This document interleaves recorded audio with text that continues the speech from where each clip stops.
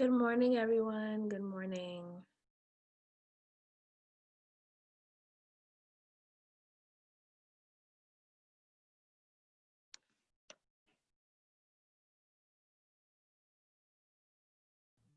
Hey, Linda. Yes.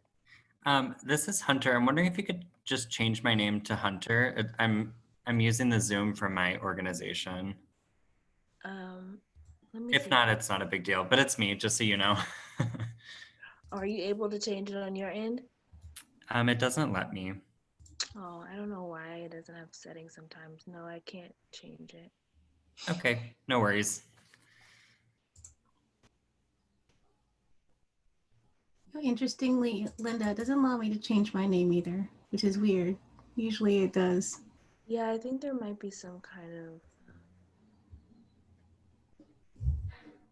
I don't know, some kind of like restriction on this particular one because I have changed it in other Zooms, but when I use this one, it won't allow anyone to change.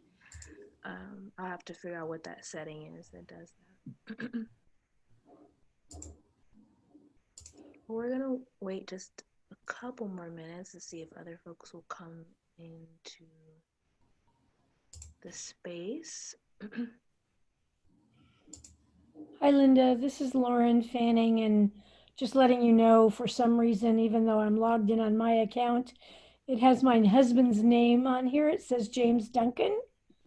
Okay, no So if problem. you don't recognize that, that's why. No problem.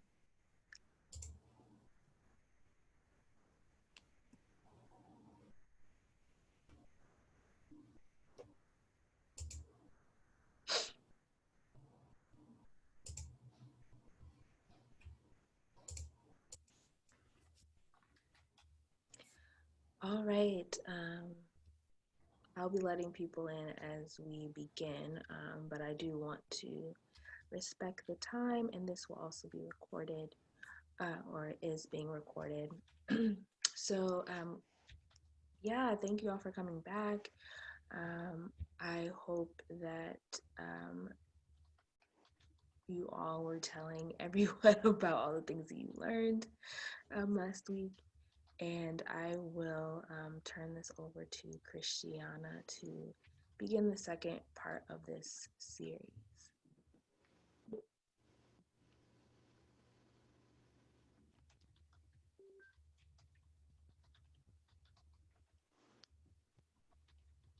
And I just had a little bit of a audio issue. Did you turn it over to me?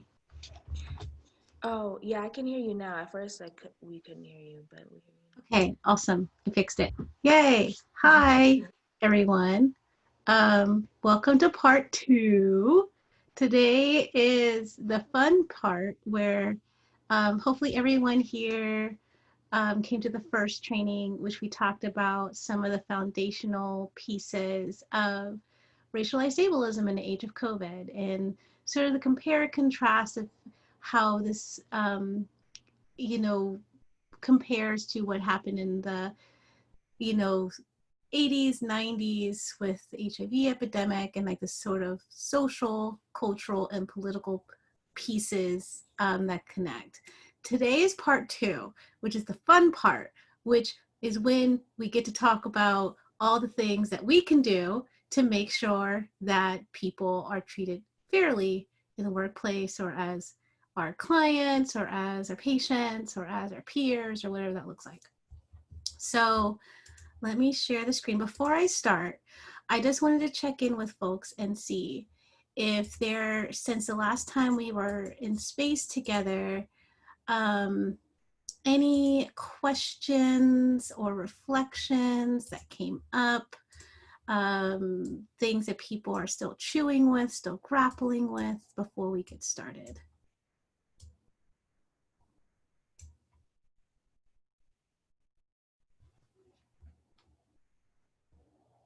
Awesome. Well, there'll be plenty of time to talk about it. We have like an hour and 54 minutes to talk about some of these things. Again, the thing. So going through the introduction and framing again, just to make sure that we're all on the same page. There's a high level overview. The stuff we're talking about is going to be a little bit about, well, what's happening in ourselves. What is an ally or an accomplice in this work? What does it mean to sort of disrupt some of those things? What can you do going forward? This is a lot of information that it takes me, I'm still learning. And so I am not going to promise that I'm going to be able to tell you how to do all these things and be a perfect ally or accomplice and disrupt all the inequities in the world in 2 hours. This is not going to happen. So this is a high level overview. So this is one of those, since it's the second series, this is one of those times when I say, accept non-closure. There's going to be a lot that there's going to be left to be desired, and that is good. After you leave with a hunger for more information, like I shared last time, will send this really long Google Doc of resources, the PowerPoint from the last 2 times, and continue to learn. That's important. Prioritize lifelong learning. Do not assume this is homogenous. I will be saying some things and you might say, well, wait a minute now, that's not me. Look, this is not meant to be a one size fits all. It is meant to say, this is a wide berth of information and, get in where you fit in. Use it in a way that can help you to move forward. This is a small part of your journey. This is also historical and continuous context. We live in a society that is fluid and it continues to go. Humans have a tendency, and I'll be talking a little bit more about like our brain and how our brain and our mind sort of impact a lot of these sort of inequity issues. Because humans have a life expectancy, an expiration date, we see things in a sort of container of sorts based on an expiration date. That does not necessarily mean that our container of understanding is the end all be all. There is a fluid, historical, continuous context. And so I hope that you acknowledge that some of this information may be different than what you heard before because things change. Some of these things may be obsolete for who knows, maybe next week, maybe next year, maybe next decade. Because things are historical and fluid. So please keep that in mind. Before we get into that fun, wonky stuff, which is honestly my favorite part, and hopefully it will also be your favorite part, but we will see. That is up for debate. Is I wanted to make sure we get to this part. This was the last slide that we didn't get to last week. And it's talking about some of the systemic barriers and disproportionate impacts and that intersection of racialized ableism, especially now in the age of COVID-19. And I think in particular, what's important for me to talk about in this slide and to present to you is that is a lot of the things that are coming up as we are like, do we reopen? Do we not reopen? Do we keep some of these new things? Do we not keep some of these new things? And so it's important to really recognize that.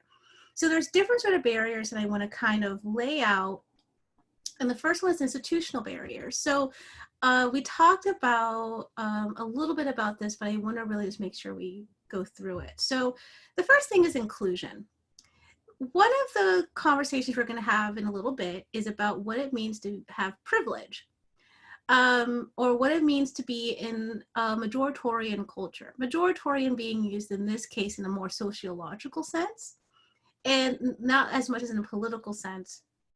Majoritarian meaning the group or the identity or the people or the community that is essentially creating or influencing the most of the information. Some people may call it when the majority, when we consider a majority to be not the numerical majority, but the majority in terms of power. They may call that an oligarchy. It doesn't have to necessarily be used like that, but I use majoritarian culture in a way so that people can understand it. A good example of a majoritarian culture that was not the numerical majority was like apartheid South Africa, where even though I think it was only like 20% of the population in South Africa were white, they pretty much owned, I think, like 80% of the land. They were in all the political places of power. And so they were able to influence the culture and things like that, even though they were not the numerical majority. That's what I mean by majoritarian culture.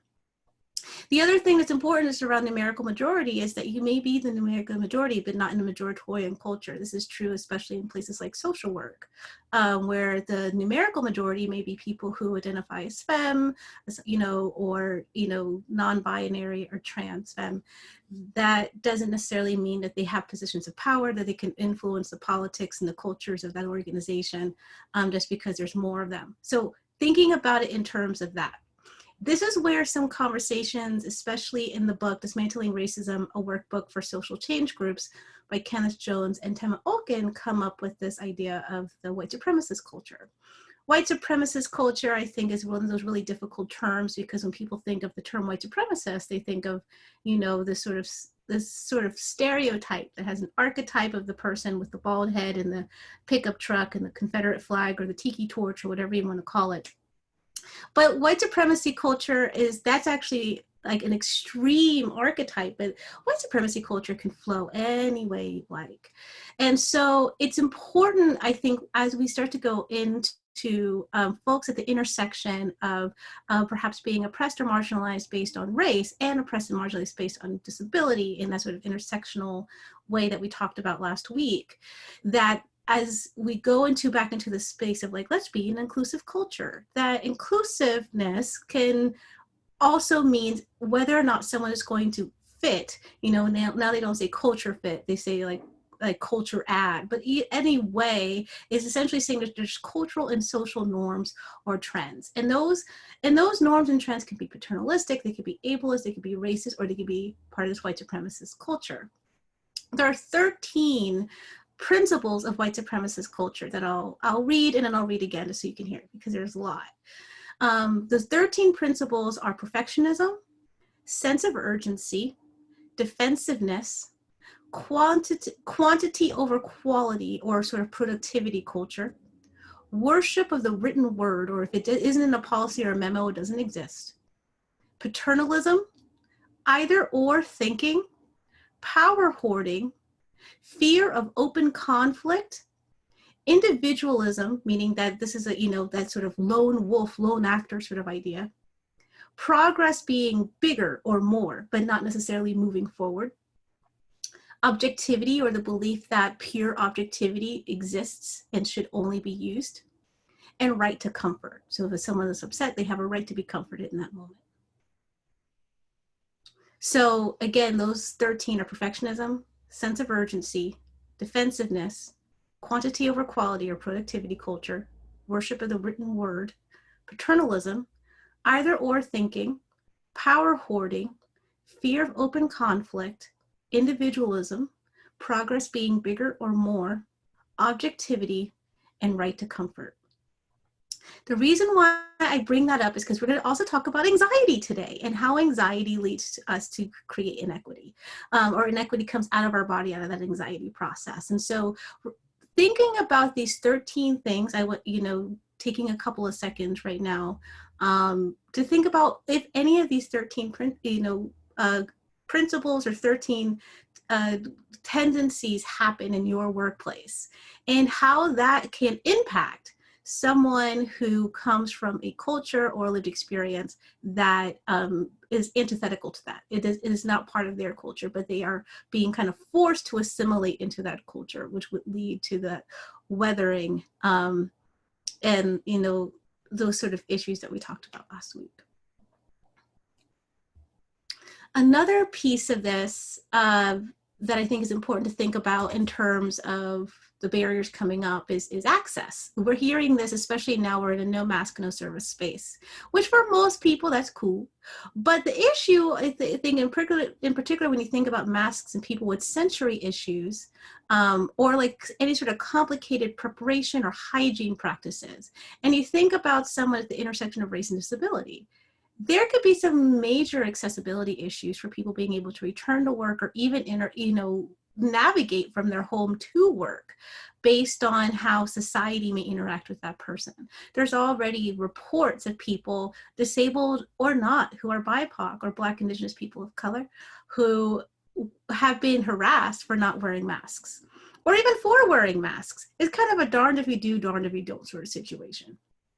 There's people who have been accused of being robbers or looters because they show up into a store wearing masks. And there's people who have sensory issues, intellectual developmental disabilities, or a disability that impacts their airflow, that have been chased out of stores or chastised for not wearing masks. And a lot of this is, people, while there's a lot of folks who are experiencing it, sure, there is a disproportionality towards people of color, and people with invisible disabilities as well, to be frank. So it's important to think about that. And with complicated hygiene practices, there are some disabilities that just part of the presentation, following sort of things like, oh, well, wash your hands for 30 seconds, and every time you touch something, and put on this hand sanitizer, and make sure you do this a certain way, and have these sort of protocols and procedures. That's really difficult for some people just to do in their own life. So to add that on top of things, and then on top of that, having the potential for racialized ableism, for someone saying, oh, well, you're just not doing it because you're lazy, or people like you are just naturally dirty anyway. That's where some of those things can come in terms of accessibility and harm. We talked about the pipeline and the 8 F's. And so as people are starting to hire for jobs, one of my biggest fears that I'm already starting to see some signs of, as I think we talked about last time, about the fact that disabled folks can have sub-minimum wage. And so, did we talk about that last time? I just want to make sure. Okay. So the thing that's important about that is that one of those pieces of sub-minimum wage, and I brought this up, but I'll go a little bit deeper into it, is the pipeline of employment based on the traditional 8 F's of disability employment. I think I shared them last time, but I'll say them again. Those 8 F's of disability employment are food, filth, fetching, folding, filing, flowers, friendly, and festive. Those sort of jobs are the jobs that disabled folks are usually like forced into or sequestered to, and they're disabled in general, but especially disabled BIPOC may also be sort of like, oh, if you need a job, we have this job at a fast food restaurant, or we have this job in janitorial services, or we have this job in, you retrieving something, you be sort of being a runner, or, perhaps in, in an office, if you're going to be in an office, or doing these different sort of things, or like at a fairgrounds. And so I know that before I sort of came into my space, I'm an open sort of person. I got to where I am through DVR services. I was in the middle of a sort of space, and they said, hey, do you want to go through an independent living process? And I said, sure. And so this is where I'm at. But before that happened, these were the sort of jobs that I did. I was a bell ringer for Salvation Army. I was asked to take tickets at the Kentucky State Fair. I was asked to shepherd people at the Kentucky Derby. I had a job where my entire job was taking envelopes, stuffing them, and then, sealing them by putting them over this rolling wet stone and then putting a stamp on it. And that was my entire day for 8 hours every single day. Nothing else, nothing more. And a lot of that, I think, is based on an assumption that disabled folks, especially disabled BIPOC too, maybe can't be trusted, or maybe don't have the ability to do certain things.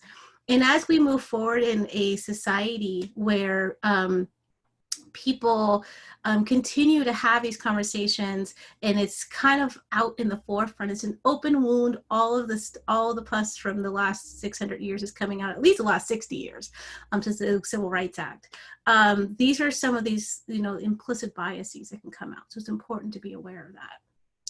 With technological barriers, which is that second one down, there's a couple of things that we also can hear, not just in the public education system, but I think even with patients. So for example, like hardware, the people have a laptop to be able to even apply for jobs, or even or to get support, or to even work from home. Do they have a home to work from? With the internet, do they have access to a public place like a library or a cafe? Are they even open? Would they allow someone to go and sit in a cafe with their laptop anymore and use the internet the way that we used to pre-COVID? Or even transportation. Can you get to a certain space? There's a lot of folks who are disabled and people in BIPOC or disabled BIPOC who are just like, I don't even feel comfortable leaving my house. Like personally, I'm still in my house. I have an entire office downtown. That is my office. It's been locked since the beginning. No one else goes in there. It is mine. And yet I do not know if I feel safe traveling down Aurora Avenue on the bus to Pioneer Square from Shoreline going to my office without being harassed. And that is just the reality of the society we're living in right now. And I'm not the only one. There's a lot of people who don't even have the privilege of having a private office to go to that don't feel safe, and they would not be able to lock themselves into a room once they get to their destination. So it's one of those things that's really important. And I think especially in terms of youth or people who are going to school or people who need to access like medical services, you know, they're like, oh yeah, we have telehealth. You have a telehealth where, you know, if you don't have a phone and you don't have the internet and you don't have a computer, then how you know, then there's actually an additional barrier to accessing your care or accessing your teacher. I also talked about in a lot of ways some of the barriers with public education. I grew up as a lot of my youth and my upbringing, I was houseless or I experienced unstable housing. And so I talked about like, yes, there's the parts of public education where, you know, kids are missing out on food, kids are missing out on safe spaces, kids are missing out on socialization. But I was talking to people like, they might miss out on like where they can get a hot shower. I know that there was times when I would go to school and I would go to the nurse's office and I would lay down because the only time I could lay down and sleep because I was in a car. Or I would make the friends with the front desk person and they would let me go through the lost and found so I can get new clothes once in a while. And those are the other things I think people don't think about in terms of the barriers, those sort of survival supports that people may not have anymore. And I think part of having an equitable environment is making sure that you are trying to find solutions to scaffold that whole system of inequity and not just the ones that come to the forefront in things like the news. So industry barriers, economic impact, there's some folks who they don't have healthcare and paid leave, and so they've been living without healthcare this whole time. If they get COVID, they're not gonna have anything to help them. There's also some people who are afraid to go to the hospital with healthcare, as news has came out, for example, that Medicare allows hospitals to receive premiums to treat people with COVID-19. Especially Black and Indigenous folks in this country have a long history of not trusting the medical system, especially the medical system in situations where there could be incentivizing people being in a hospital or a experimental or scientific setting. So I know that of my family and of my community of disabled BIPOC, especially Black and Indigenous folks on Medicare, there has been less of a even less of trust, if you can, which I think is astounding because there's already a huge lack of trust, but even bigger lack of trust around going to hospitals and the intent of treatment or the intent of why they would be admitted into a hospital setting if they have Medicare based on the premiums that they can use. And I think it's hard, you know, because there is also the other side of that. You know, you're a healthcare provider, you know, you're exposing yourself, you're putting yourself in these situations. It's important to make sure that you're taken care of. And it is not really a good look for people who already have distrust that they can just be seen as sort of dollar signs. And so those are some of the industry barriers too with economic impact. There's unequal recovery as well and historical precedent around who is surviving this and like the death rates and who is disproportionately impacted by those death rates. And there's also historical impact on what happens with pandemics. That's like the HIV epidemic, who is disproportionately impacted by these things and who survives it and who doesn't, who has access to care. And so there's also that as well. The fear around availability, especially in terms of finding work. The hospitality and retail industries have been particularly hit. So I know that with a lot of supported employment programs or disability employment programs, those are usually their bread and butter employers that is just not available right now. And so there's a really real possibility that some folks are not going to be able to find work until they're able to go back into those industries, and who knows when they will open up again. There's also the fear around bias and disposability, which is, I think, something to also be considered, not just in the medical setting, also in the employment setting, in the public education setting, that when things hit the fan, it's usually BIPOC and disabled people who are laid off first in the first wave of economic issues. So intersectionally, that's really hard. And a lot of people have been trying to talk about how to deal with it. Some of the interpersonal barriers, anything that ends in an ism is likely going to have some intersectional barriers to it. Because usually if it's an ism, that means it's coming out of our head. So that's why, going through this to kind of give some context, when we talk about things like anxiety and how that brings bias out of our bodies, just think about the isms with that, anything that ends in an ism. Saviorism is also very important. When we talk about being an ally or accomplice, I think it's important to recognize that people don't need to be saved. People, they always say that, people don't need to have a voice for the voiceless. They just need you to pass the mic.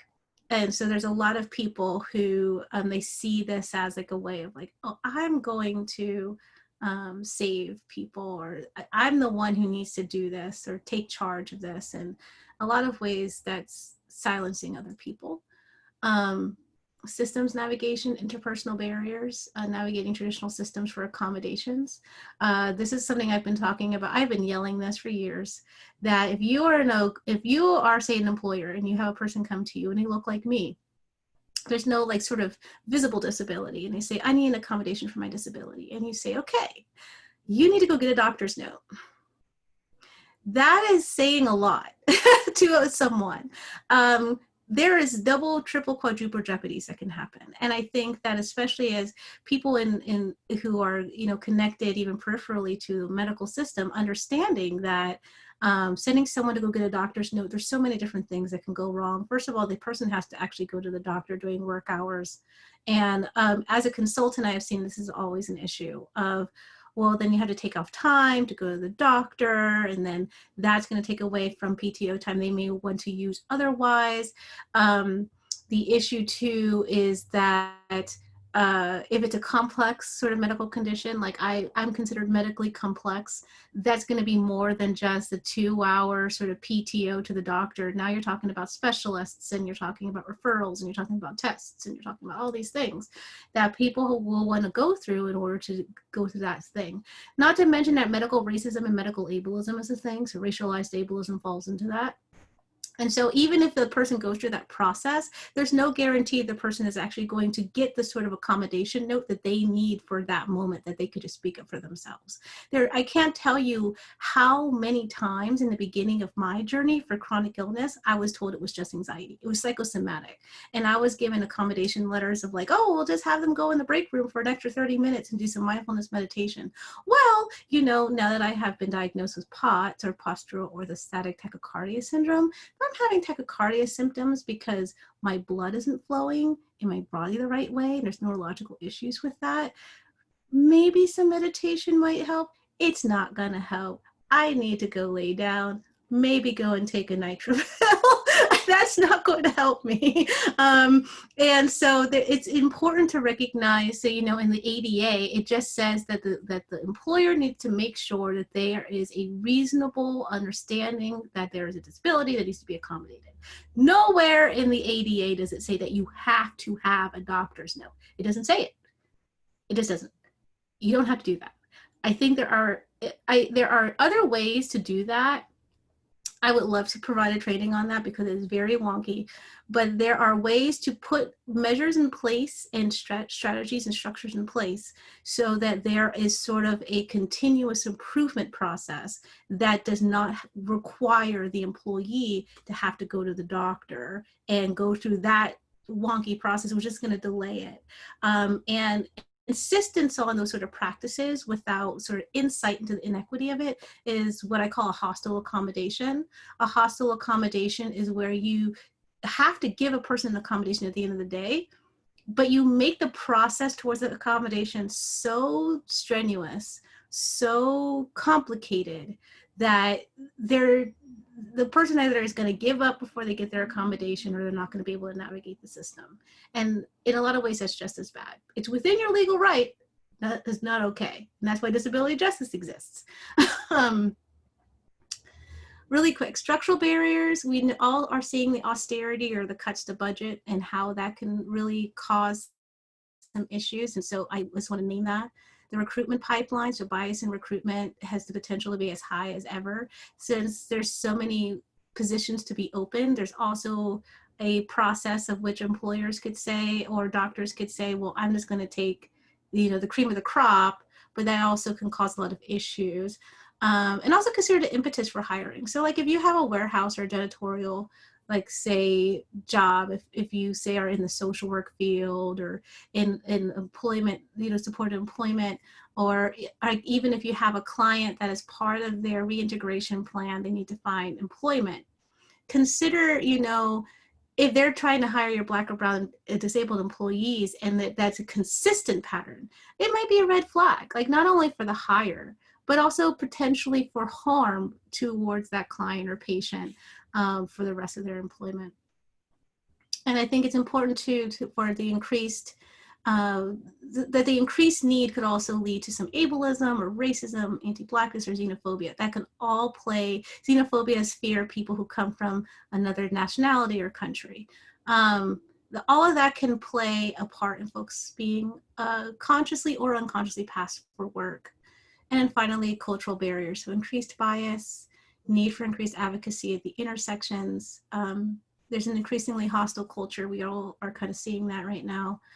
So being hyper aware of that and kind of thinking about what it means to return to normal. And as you're seeing people talking about what the old normal was, working towards creating a new normal that is actually equitable, which a lot of people would argue. As you can see, this was a really dense slide, and this is why I wanted to make sure we got through it. But before we move to the fun things, which I think are fun things, is there any reflections or questions about some of the systemic barriers or disproportionate impacts that racialized ableism in the age of COVID-19 may have? Or anything that you don't see up here that you'd like to add, or anything you've experienced already?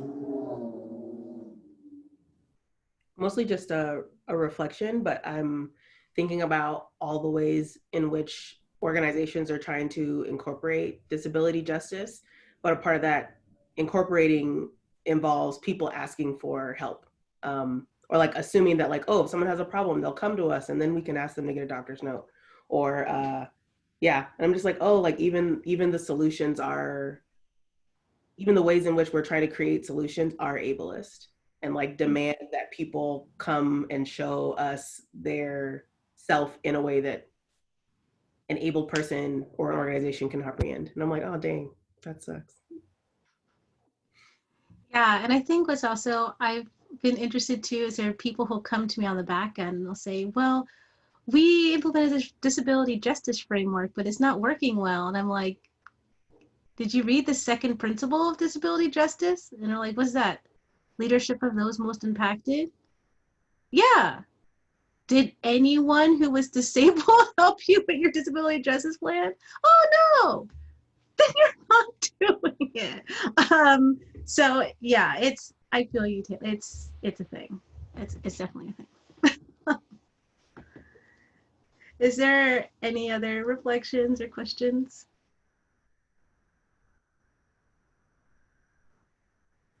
I have a question about like the mask thing. Yeah. So I'm just thinking about like having conversations with like the people in my life, and because I feel like a lot of people in my life are all about, we need to like pressure people to wear masks. We need to shame people that aren't wearing masks, which I think is coming from a good place. But I'm wondering if you have any ways to, I don't know, to change that conversation a little bit, or because I understand where it's coming from, because it's like, yes, people who are like, most people who are disabled, who are like medically compromised, can be most at risk for COVID. So it's, I don't know, I feel like for some people it's kind of a like a catch-22 or something. So I don't know if you have any like tips of like how to broach that topic with the people in my life. Yeah, I think, I think a lot of it is a difficulty around things like perception.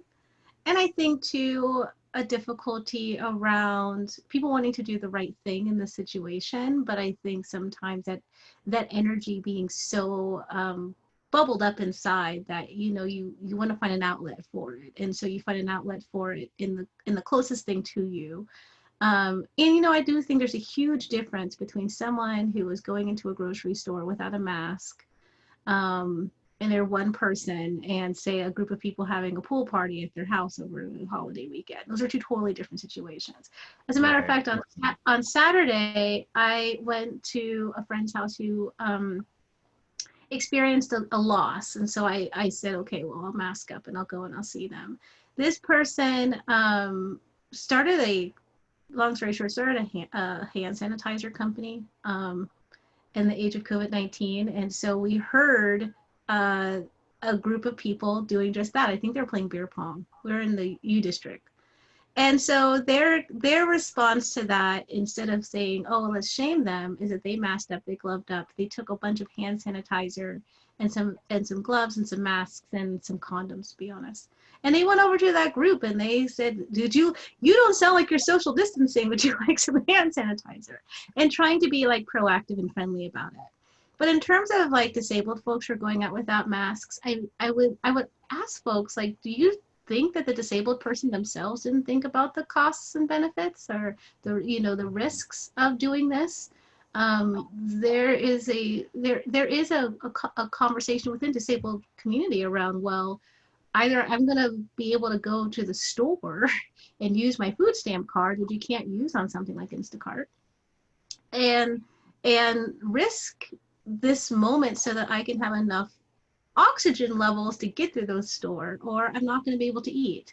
As a matter of fact, there was a story that came out about a disabled person in New York who, because they didn't have any support system, they ended up dying of starvation and dehydration in their home, because they were kind of in this tension. I can't leave the house without a mask. I don't want to be harmed, and but I can't get any food, and so I think that what's important for folks in this moment is this all the way back to the first thing that we probably heard about masks all growing up, is that you have to put the mask on yourself first before you worry about putting the mask on the person next to you, right? Right now, if a person is wearing a mask and they go outside and they see a person without a mask, is that person at risk? Yes. Is the person who is masked up, using hand sanitizer, washing their hands, social distancing, are they at risk? Not really. Do we have a really bad cultural tendency to want to call out and shame people when we don't understand? From a golden rule, treat people how we would like to be treated, as opposed to the platinum rule, treat others the way that they would like to be treated? Absolutely. And I think with people with invisible disability, say like with ADA placards on their car, this has been an ongoing issue. Say you have something like I have, or fibromyalgia or MS, but you're not, you don't use an assistive device yet, and you walk out of your car with your ADA placard. There have been people who will harass you, come up, put nasty notes on your car, say that you're doing the wrong thing, but they don't have the full story. So I would say to your friends, like, this is one of those situations where it's probably best to try to learn and understand, why humans human, but also worry the most about what they can do within their power to keep themselves safe and their family safe. If they are truly concerned, yeah, if you're seeing the frat kids in the U district having a beer pong party with 15 people deep, if you want to go and address that, fine. But if you see a lone person walking around without a mask looking nervous, it's probably not the person to release that valve of energy on. Right. Thank you. That's really helpful. Yeah. I've definitely been having this conversation a lot. So there's a lot of this sort of slides I'm going to tell you up front. If at the end of the day, my main takeaways for you is cultural humility, self-evaluation or critique, to talk to a trusted friend or peer about what you're digesting, and to research some topics or vocabulary you're still grappling with. There's a lot of slides here, and I'm going to be honest with you, a lot of these slides are for you to look over afterward. I have them here, but I may not necessarily talk about all of them, but want you to just kind of be familiar with them. And I really, really encourage when you get this PowerPoint for those slides that you see me to sort of name and move on, to actually take some time to go back and sort of research and think about them. The important part of what I try to share with folks today is about the praxis. The praxis is essentially this. It is a continuous process that you go around in a circle until you die forever, forever, ever, forever, ever, forever, for the rest of your life. That's what you do. It starts with theory. And in order to, and this is what we're kind of doing right now. We're talking about theory. And they need to put into practice. And so this is one of those first gaps that I see that people have a difficulty with as they do this forever. They have to take a risk to take what they know and put it into practice. And then what people are usually afraid about with practice is, what if it goes wrong? Well, there's a lot of things that when we were learning how to do it, that it went wrong. Riding a bike, cooking food, doing our own hair or makeup. There's a lot of these different sort of things that we did very, very, very wrong in the beginning. And then as we continued to do it and practice it, we got a lot better with it. Video games is another one of those things. This is something that has impact for other people. So driving is another one thing. The first time I learned how to drive, I did not know how to go over 15 miles per hour. That doesn't mean that I stayed there. And a lot of it's because I had to take a risk, and someone else had to take a risk with me, to be honest, to help me through that process. So when you fail, just like in those situations, you learn from your mistakes and you learn from your successes, and then you reflect on those things. And as you reflect, another sort of gap that I see people have is actually seeing oneself in that. And so having to be honest, what they call intellectual humility, or sort of taking the stance that I may not know what's going on. I may not have all the information. I may not be as with it as I think, and using that to fill in those gaps and re-strategize. And that by doing that, you go back to the theory. And like I said, you continue to do this until you die. One of my main goals for anything that I teach, and the reason why I say these are all tools in a toolkit, but there is no ABC thing, is it's important to work towards adaptive intuition and not reactive performance. Or another way of putting this is like the ability to disrupt and solve issues working backwards. Like one of my favorite books to read that I've always loved reading over and over again since I was a kid is Sherlock Holmes. I have some sort of weird kinship with Sherlock Holmes. We both, I think, are neurodivergent people who are living with a disabled partner who created consulting businesses out of our specific interests as neurodivergent people. And, I think that there's always been a kinship of that. But in one of the books in Sherlock Holmes, Watson finally asks, well, how do you do what you do? And Sherlock answers him and he says, well, I reason backwards. And Watson was like, well, what does that mean? And he says, and I have the quote here because I'm a nerd. It says, most people, if you describe a train of events to them, will tell you what the result would be. They can put those events together in their minds and argue from them that something will come to pass. There are few people, however, if you told them a result, would be able to evolve from their own inner consciousness what the steps were that led up to that result. This power is what I mean when I talk of reasoning backward. So what I always argue is like social justice and social equity work in so many ways is living in a world of continuous results. So from discrimination and bias and historical oppression and violence, or genocide, or apathy, or neglect, or politics, or white supremacist culture, or capitalism, like the list goes on and on and on. And then on top of that, the intersecting ways that people experience these things, or the ways in which even the most well-intentioned people benefit and perpetuate these things, or the ways in which harm or violence or oppression impact folks, and how people, and it may lead folks to deny their accountability and participation in the systems. I mean, these are so many variables, and there's only some of the variables that we need to consider the results of this years long, decades long, generations long, centuries long issue, right? So my thing is to hold all of that time is impossible. I'm telling you that right now. And to memorize all of the hundreds, if not thousands, of tools and frameworks and concepts for what to do when this particular moment comes to do this particular thing, that's also impossible. I'm not asking you to have a warehouse of information in your head that you can then like pull a file in the moment of an inequity and say, oh, well, this is the checklist for that. It's not going to happen that way. The goal should not be to have an intention that you will leave with a laundry list of when you face XYZ scenario, you do ABC thing. The goal should be to develop the foundations and the tools and the frameworks so that at any time, in any moment, you'll be able to find the most applicable and strategic solution by reasoning backwards. So the three main ways that I can say to do this is to become familiar with emerging frameworks and movements. So you're already doing that work right now. Advocate for transformative change in your work in your community, and work to debias and develop your praxis. So before we go on to what an ally means, is there any questions or reflections on this?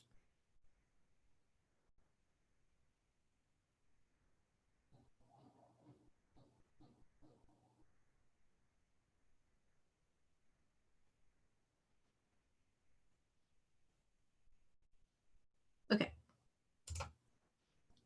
What is an ally? Sometimes people are just like, what is this? Let's just like have some basic sort of terminology. So first, privilege. People hear the term privilege and they get all into Twitter. And so let me explain how I put privilege. It's an unearned advantage given by society to some people, not all people, but, or it's something that you can choose to pay attention to. A question, for example, is when you woke up today and you were preparing for this meeting, were there certain things that you had to think about that you have to think about every day based on an identity that you have? Were there certain things that perhaps you didn't? Like for me, I had to worry about whether or not I took my pills today. I had to worry about what my hair looks like because hair discrimination is a thing. I had to worry about what the way that I presented today and how it may come off in terms of people seeing me as an authority in this work. I had to think about whether or not I have the supplies I need right here next to me. I have an asthma inhaler, I have hot drink, I have a cold drink. I also have my thermometer to make sure that my temperature is okay, and my pulse ox, because I want to make sure that I'm alive at the end of this. These are all things I have to think about all the time. They're not privileges. They're part of the identities of things that I have to think about all the time. If you don't have to think about that all the time, that's a privilege. To not have to think about accommodating your disability or having things around you to make sure that you can continue to survive means that you're not disabled, and it means that you have a privilege of not being disabled. That having a privileged identity can also work in an intersectional way with having an oppressed identity or experiencing oppression. Oppression is a systemic or pervasive inequality or inequity that is present throughout society that benefits people with more privilege and harms those with fewer privileges. When I lived in Kentucky, I lived somewhat in poverty. A big conversation I used to have all the time with other folks was, well, I don't have privilege as a white person because I'm also poor. And so what privilege should I have? And I had to explain, well, we both don't have class privilege. That is true. But I have to navigate poverty as a Black person, and you don't. And so in having a choice to pay attention to, or not have to pay attention to another intersecting aspect of oppression, there is a privilege, and that is at the base of it. So an example, for example, is the ability to walk into a convenience store and have the owner assume that you're there to buy things and not steal things. And you may think that this sounds really simple, but to be honest, it's not. My partner, my spouse is a white man, and there's been several times when A lot of his learning, I sort of insist that he just kind of learned on his own through observation and things like that. There's been times when we walked into a store together and separated, and I get followed by security and he doesn't. And he's, there's been times we want to go get, hygiene products, and he can buy his shampoo right off the shelf, and I have to wait for a cashier to open the drawer for mine. There's a lot of these different sort of things that come into it, and that oppression is just being reinforced by the narratives that we tell each other. This is why the conversation around social construct is so important, and why we spent time on that earlier as well. In terms of like Black folks as criminals or non-Black folks or being harmed by Black folks, there's a great book by Dr. Leticia Nieto called Beyond Empowerment, Beyond Inclusion. And she used target and agent of inequity as a way to describe people who experience oppression. So if you think about the target of, in this example, that would be any Black person who was entered to a convenience store to buy Black hair care products that are behind a locked box of things. But say the Pantene and the Pert and a Suave and a VO5 is just kind of hanging out on the shelf by themselves for anyone to pick up. And it's because there's an assumption that people who would buy the products that Black people use for their hair would want to steal it, and so they have to protect it. So an ally in this case would be a non-Black person who might donate to a legal system or a reform organization, or actively objects to these sort of racial stories, or they might call their representatives to support police reform or read news articles about these sort of privileges. They're trying to do things that are working to end oppression and understand their own privilege. And as you see in the slide, working to end oppression and understand their own privilege are actions. It's any member of a social group that enjoys some privilege. So even though I may be Black and disabled, I enjoy the privilege, say, of actually, for the first time in my life, being middle class. I, in the middle of this pandemic, actually maybe be able to survive for the rest of the year if I never make another dime. Now, by the time next year comes around, I'll be hurting, but I'll be able to buy food and toilet paper and pay my rent. And that's, I think they're saying now some 40, 50 odd million people who can't do that. That's a privilege. And so part of my work, even though I have these other oppressed identities, is working to end oppression and understand my own privilege in that. It doesn't matter if I grew up poor or in poverty. It does matter. But it also matters that I'm no longer in that space, and I have a nuanced and first experience of what it means to be in that space. I understand what it means to go through your couches and try to find an extra 75 cents so you can have $3 to buy food at the store. I understand what that means. I understand what it means to have food stamps and you don't have a way to heat up your food, but you can't buy hot food at the grocery store. I understand what that means. I understand what it means that you have shoes with holes in it and you can't afford to buy new shoes. Yes, even the $5 shoes at Payless, and so you have to put duct tape inside of your sole so the water doesn't get into it. I understand what that means. So what's important here is it's not about the oppressions I face overshadowing the privileges that I have. It's about me working to end the oppression by understanding my own privilege in that. And that's important. Some of the examples of privilege you see here are, again, things that are choices or identities that you don't have to think about. You have a choice to not think about them if you do not want to. And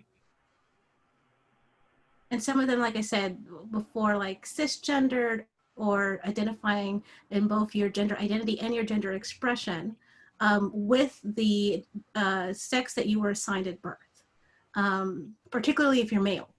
Or assigned male at birth, and you're cisgendered, and you're straight, and you're not disabled, and you're a legal resident or citizen, and you speak English, and you're a certain age, and you're a certain height or shape or size, or you're not a parent or a caregiver, or you have a college education and a degree, and so many more.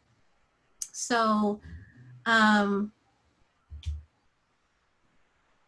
So with an ally, as we talked about, that's at least, the basic, and that's advocacy for equity interpersonally or within certain systems or structures. And this is kind of like a restorative justice model. Restorative justice meaning there was harm created by person A and person B, and we need to listen to the person who is most impacted, what their needs are, who is accountable to address, to resolve and repair that harm, and how can we make sure these things kind of don't happen in that kind of space anymore.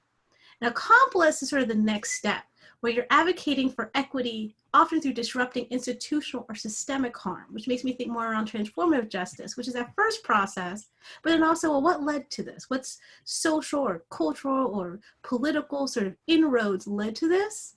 What are some other situations that are similar to this, and what worked for those situations to kind of, to resolve or repair the conflict? And what can we do on a systemic or institutional level to disrupt this from happening again in a proactive way? So both are important for different reasons. And then before we move on, or open for questions, I wanted to say how systemic is, the reason why it's important for different reasons is allyship is individual, and accompliceship is more on a systemic tip. So an individual is important because, as you see, like the person's beliefs or actions, that serves to perpetuate oppression, whether it's conscious or unconscious, whether externalized or it's internalized. And then the systemic, it's talking about, those policies and practice at the organization or the sector level that perpetuate oppression. And also the structural pieces of like how these effects interact or accumulate across institutions, across history. So a conversation that people are having now, say, to bring in an example of the current events and what people are asking when they're saying, oh, defund the police by 50% and then add it to, community sort of services, no matter what you think about it. What's important about that sort of thing is talking about those sort of intersecting pieces of like, some people bringing up, especially folks who are disabled or have had experiences at the intersection of race and disability, say with social work, and say, well, you can't just give money from one institution and give it to another institution without checking them as well, because there's a whole history to social work that, needs to be addressed in terms of racialized ableism, and there's sort of a frying pan into the fire sort of situation there. And so those sort of effects, how they accumulate across institutions and across history, are important. And the interpersonal is sort of the interaction between the two. And so it's, people can flow between these two circles. They can be kind of in the middle. Both are important. Today, we're going to talk a little bit about the individual and sort of what's happening inside your body as an ally that you can use to understand how your impact is replicating out, but also looking at it in terms of fractals, to kind of borrow a term from Adrienne Marie Brown's book, Emergent Strategy, that as you work on yourself and the equity within yourself, and that replicates out, that fractals out. So it will start to get to that institutional and that structural as you model that behavior and put it out into the world. With that, I'm going to pause really quick, see if there's any questions or reflections.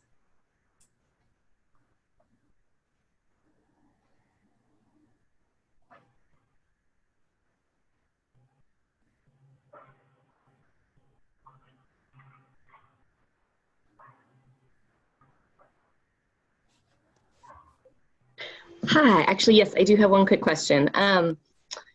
Do you, I guess in this version of the model that you are using, how do you see kind of the element of like risk of privilege factoring in? I guess, is there anything beyond sort of like obviously sort of on an interpersonal level, I think that often carries a lower risk of loss of privilege or threat of privilege, but I guess kind of beyond that, are there other pieces that are kind of useful to keep in mind in terms of risk level? Yes, and that is a perfect segue to the next part of it when we talk about anxiety. But yes, the TLDR of the next section of this around anxiety and how it informs being an ally or accomplice is that anxiety plays a huge part in risk, period. So I think in a lot of ways, to go back to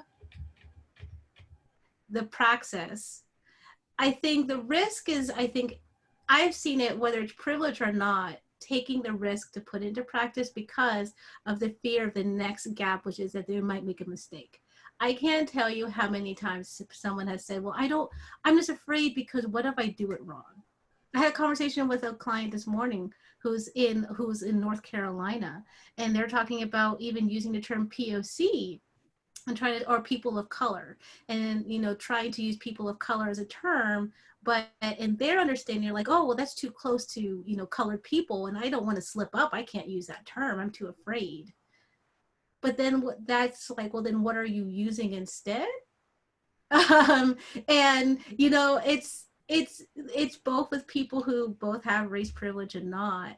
I think to someone who asked last week, the person first versus identity first language, another one. Even as a disabled person, sometimes saying, oh, disabled people, and they're like, we're people with disabilities. And sometimes taking that risk, you're like, oh no, I don't want to. Sometimes it's that fear of conflict, and that's in general. That's not just.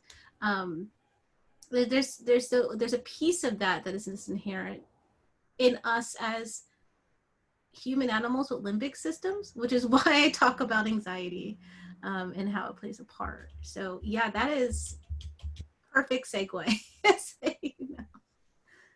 Thank you. Yeah. And you're welcome. Is there any other reflections or questions before we get started with the wonk?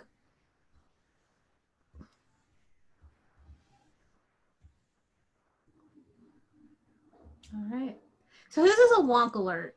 Wonk alerts are what I put in trainings when I'm about to talk about things that sometimes people are like, whoo, what the heck was that? And so I want to be very upfront about that there might be some of those woo sort of moments. That's why I want to make sure that, folks know that there will be like notes and things on these slides. So when you get them, to please take the time to kind of revisit them. If some of y'all have, in your social work practice or anything like that, or medical practice, taken anything around neuropsychology, this may sound familiar, but if you haven't, it's okay. You're good. I try to use a lot of metaphors and things like that to kind of help figure out, and also to help us to switch gears, which is, I was happy I was able to find this in my in my stock photo thing, but how to switch gears around this. The first thing to talk about is the looking glass self. So Thomas Cooley was an old social psychologist, and he argued that the way that we perceive ourselves and what it means for us to be in society grows out of the way that we understand other people to see who we are and what we mean in society. So essentially, like how we understand ourselves through the understanding of how other people understand us. If you think about the last time, say you went into work, you had a bad day, someone cut you off, you didn't get your breakfast, your coffee spilled all over the place, and you walk into work and you're feeling some sort of way, and someone say like, oh, I really like your outfit. How did that make you feel? Imagine you took a whole morning, like, I'm going to look super cute today. I'm going to put on this new outfit I got. I'm going to do my makeup. I'm going to do my hair. And then you walk into your office and no one says anything all day. How does that make you feel? Imagine you put a lot of work into a project or a new talent or a stretch assignment, and someone comes and they completely rip it apart. This is nothing but critiques. How does that make you feel? Or when you get an employee review and there's probably something in there and room for improvement that you didn't even think about. And now all you can think about is those feelings of like, oh, maybe I should have done better. What does that mean about me? Am I even qualified to do this? All of those things are ways that we understand ourselves based in how we understand others understanding us. So especially during our developmental period, if we're bullied or if we're in a space where we are part of an oppressed or marginalized group that societally kind of have narratives that are always critiquing or always negative, then that's also going to be something that's part of our subconscious. It's the same if we grow up in a society where we're always centered, we're always represented. We're going to have this sort of belief that that is what it's supposed to be. And a lot of that we're seeing with things like Hollywood trying to disrupt that right now. I was talking to a bunch of youth leaders and who was interested. For some reason, someone asked me about millennials and why millennials are such and such way. And I was just like, okay, well, first of all, the generation thing is interesting. Second of all, I was like, well, I could say for myself, when I was coming up, I was 18 when I first saw a Black president. I grew up in a society where the presidency was something that was unattainable for anyone who shared my race. It just never happened. There's still not a Black femme president, but that's a whole different conversation. There is a place here where there are some people who that's all they know. That is not a barrier that is subconscious within them, but it is a barrier that's subconscious within me, and I own that.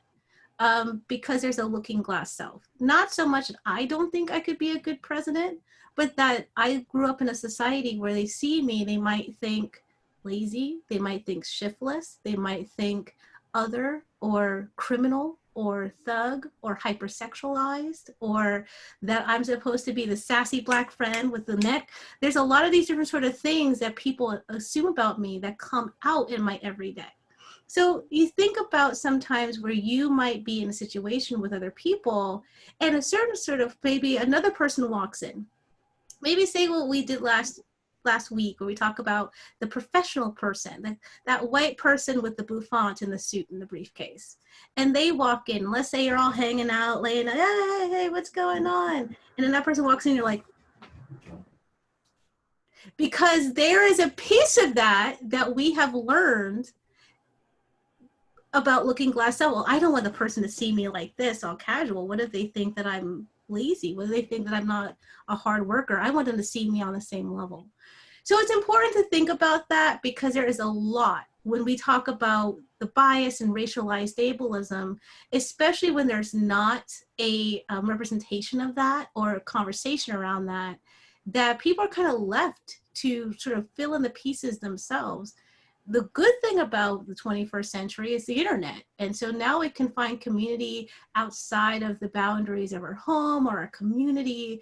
And we can go on, say, disability Twitter, and we can follow people like Melissa Thompson and Amani Barbarin and Tanu. And we can see that there are other disabled Black folks who are femme or non-binary, who are going through the same thing I'm going through. And that can help me with my narrative identity development or social identity development.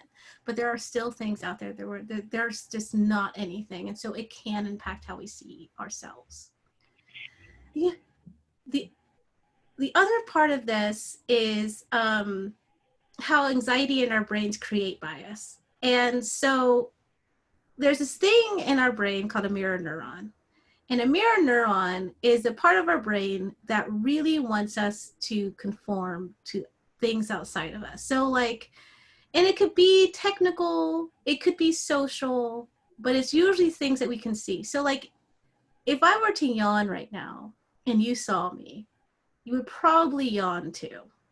And the thing that is making you want to yawn, I won't do it to you because that's mean, even though now I'm talking about it and I want to yawn. Because my mirror neurons are saying, oh, yawn, we all should yawn.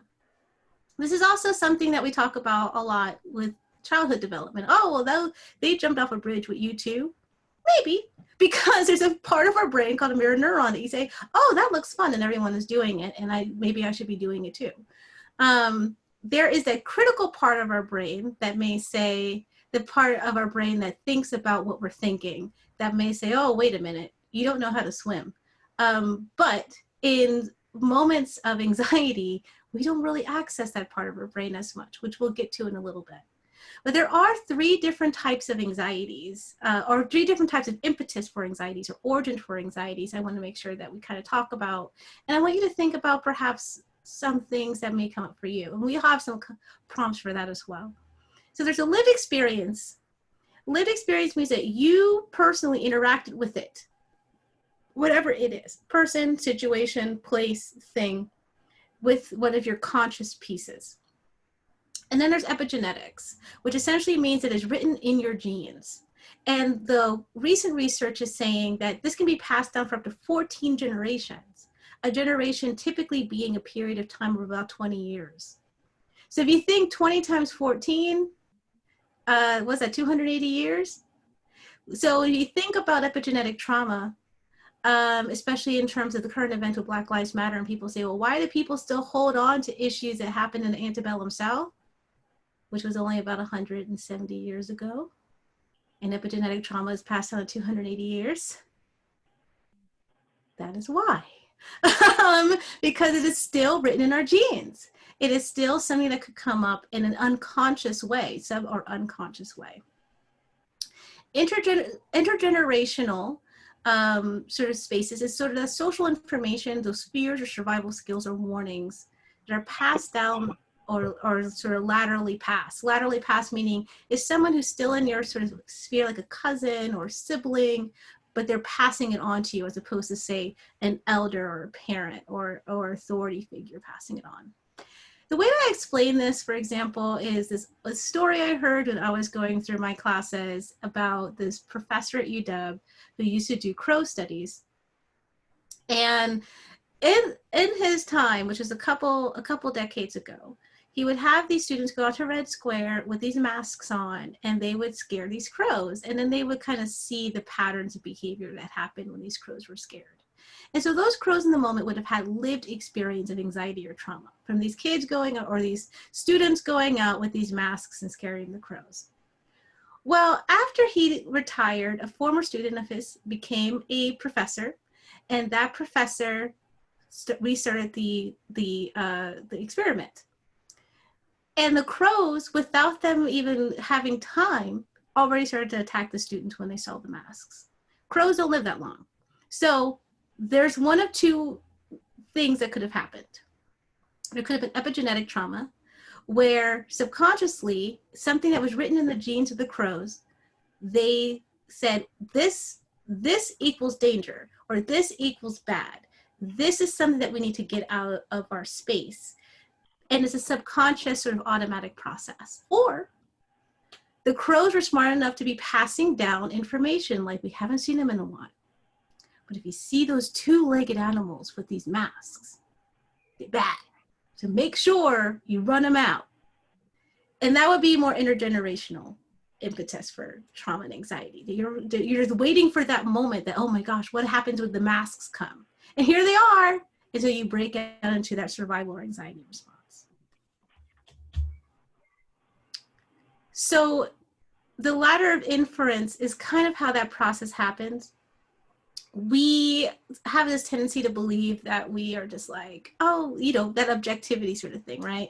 That's not what happens. So in our society, there's all these things that are happening around us all the time that can be observable. But then you select data from what you observe. Usually that's the stuff that you find the most important or most salient, and then you sort of select it. That's usually often based on either an anxiety response or an action response. And then from that, you start to add things to it for context. You add cultural meanings, you can add personal meanings, you can make assumptions based on those meanings, you can draw conclusions, you can talk about how this impacts your beliefs on the world. And then you take actions based on those beliefs. And usually those actions fall under 4 categories of attack, avoid, align, or address. So you can attack someone for it. So going back to the mask, you attack someone for it. You can avoid that person. You can align with that person or say like, yeah, forget masks, because there are those people in other states. Or you can address the situation and just kind of like, move into it in sort of like an exploratory, like, hey, I just kind of want to know what's going on sort of situation. An example of this is one time back when we had in-person meetings, I went to a networking event for entrepreneurs who are femme, trans, or non-binary. And there was a person who had a purse on the floor. There's a lot of things going on, but what I decided to focus on in that moment was a purse on the floor. Cultural, personal meanings. I come from a culture, you never put your purse on the floor, because you put your purse on the floor, your money falls out. I'm not saying it makes sense. I'm just saying this is what my culture has told me since I was a child. So I made an assumption based on those meanings. Oh my gosh, this person is here for an entrepreneurship meeting and they have their purse on the floor. That, drawing conclusions, they may not know. And then they're not going to be as successful. And maybe it's the right thing for me to do because I want to be a nice person and help everyone succeed because we all can eat, but they don't have their purse on the floor because I don't want them to get bad luck. So then I go and I take an action and I say, excuse me, you know your purse is on the floor? I just want to make sure you know your purse is on the floor. Now here's the thing. The action I took was more to address the issue. But then going back to the conversation about the mask, I can only address what I can address because the reflexive loop that happens is on the other side. So on the other side, what happened in this case, and we worked it out, so it ends positively, but originally, for a lot of perhaps reasons, this person looked at me and there was a lot of that sort of implicit unconscious bias of automatic brain that I saw happening because they're like, because this is also as a person who is a different race than me, they look like they were in a way higher, you know, sort of privileged social, economic class than me. They're looking like, why is this person talking to me about my purse on the floor? And we had to kind of have this conversation to make sure they understood my intent. But it's important to also understand that we don't get to intent versus impact. That's why I always say the road to hell is paved with good intentions. We don't get to intent up front. We have inference. And so it's important to know that. So I'm going to open up for questions before we move forward, but this is a reflection, or you can just ask any questions or reflections that you have. But I just wanted to know, if you don't have one, thinking about like a person, place, or situation that makes you anxious, but you know why, or you have like that lived experience. So like you're scared of large dogs because you got bit by a large dog, which is something that I have. Or there's an example where you don't know why. So like I have a phobia of having bugs in my food. I have no real recollection of ever having bugs in my food. But I do come from a culture and a lineage, and as I've been doing my genealogy, that experienced a lot of famine, and a lot of famine due to spoilage of food because of colonialization. And so it would make sense for some of the epigenetic trauma that I have to come from bugs in the food, which is a way that the food spoilage would have happened, is that they would have brought pests from their sort of homeland, the colonizers, or the imperialists, or whatever you want to call them, that negatively interacted with the food supply in the indigenous lands that I came from. Another sort of reflection could be an example where the ladder of inference has impacted an interaction, situation, or relationship for you. So I just wanted to open the space for if anyone has any reflections on those or anything else we talked about.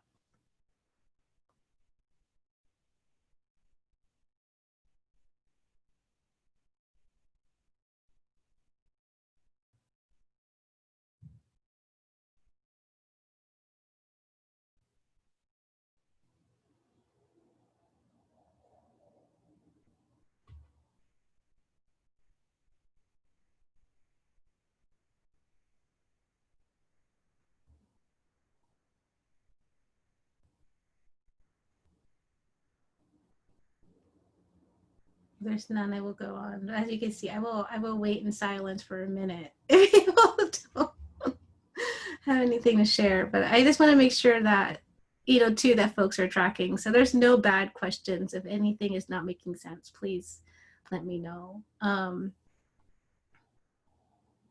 another thing I can share is things like how we're conditioned and primed to categorize and assign bias through these processes. An example, for example, an example could be like, you know, at the Reagan years, and like the 70s, 80s, 90s, where there's this contract of the welfare queen, and we still have this contract of a welfare queen. And what does that archetype look like? The archetype is traditionally someone who is Black, femme, parent, receiving food stamp benefits, right? Perhaps in social housing. But then you think about it, and I know that in 2018, I looked up the data of like who accessed SNAP benefits. And so when you think about food stamps or SNAP benefits, and you think about welfare queen, you're going to say, oh, well, it must be disproportionately Black folks. Well, it's not. It was 35% white folks and 25% Black folks in 2018. So in a lot of ways, you know, we have these sort of anxieties and constructs around that. The other thing I think is interesting around food stamp benefits and sort of this idea around work requirements and things like that, is even if we go back to intergenerational epigenetic trauma, a conversation we used to have a lot in school in South Jersey, where I grew up, was how there could be some of this Passover from the people there who had a lot of folks who immigrated from Ireland, and particularly because of the potato famine and the oppression and violence that was put upon Irish folks from the British Kingdom. The thing, though, is it's interesting in that a lot of the potato famine, the issue was around these sort of requirements of where they can get their food from. So they could only get their cornmeal and their things from Britain. They could, for England. They could not, other countries would try to ship in food and they would block it because it had to come from England. So you think about Puerto Rico, and then you think about how some of these things come to be. They also used to require people to work for the food when they didn't have enough food to eat. So in the potato famine, there would be Irish folks who would just fall out dead in the street, and their family and their community wouldn't have the energy to bury them because they were near death themselves, but they had to go to work to be able to eat this food. So we think about work requirements for food stamps, and there's part of these sort of conversations where to what extent are those subconscious sort of either epigenetic or intergenerational traumas or anxieties replicating out into inequity, especially when you do have privileges or positions of power where you can make influence, and you kind of have this space of like, well, if I made it, then other people should make it, or if it was good for the goose, it's good for the gander.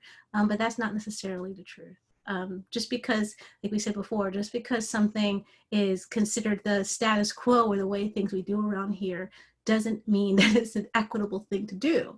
And in some cases, the equitable thing to do is the least popular opinion in the room. So it's important to think about those different sorts of things.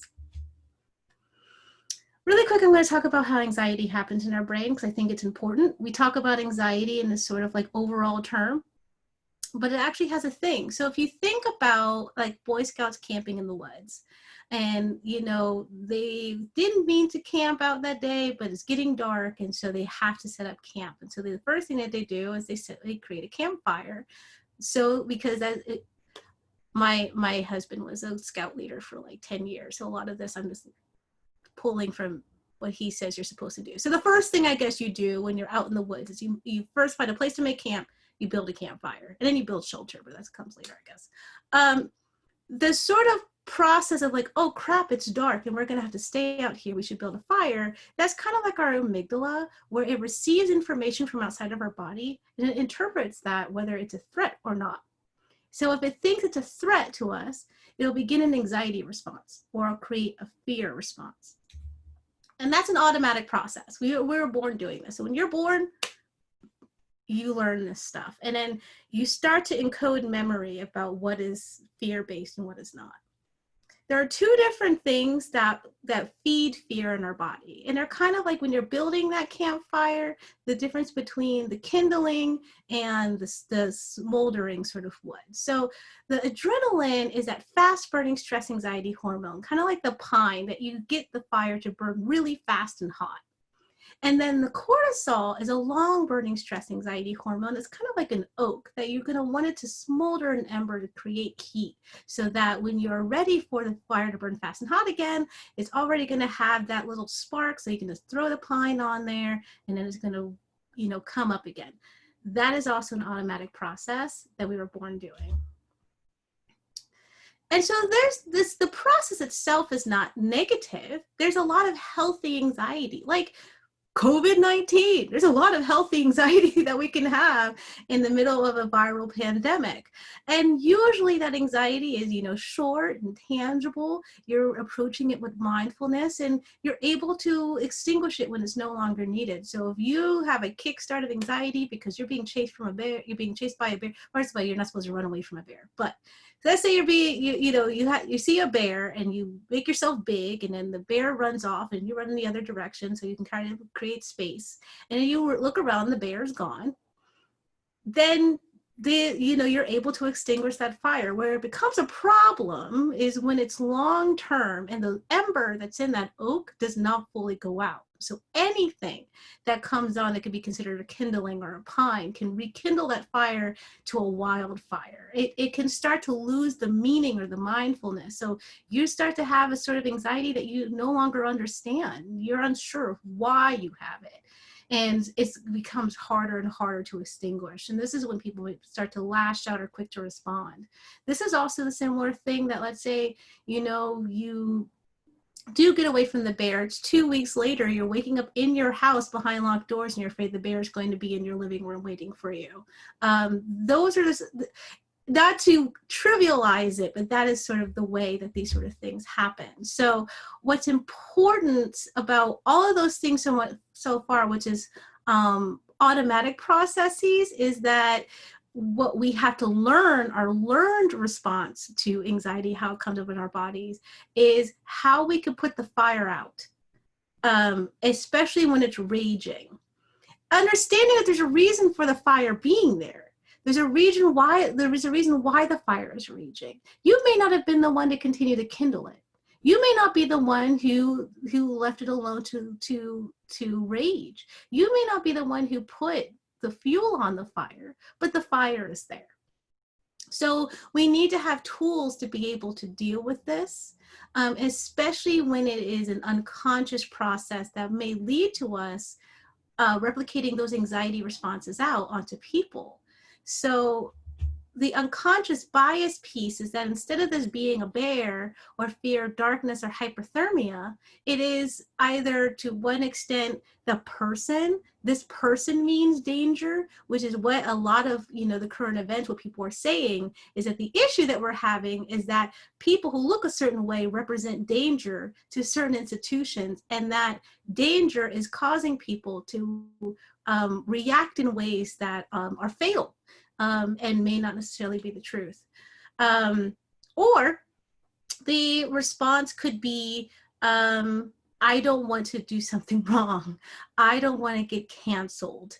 I don't want to be called to a Karen. I don't want people to have an opinion of me that's not true. And so you become inactive in that.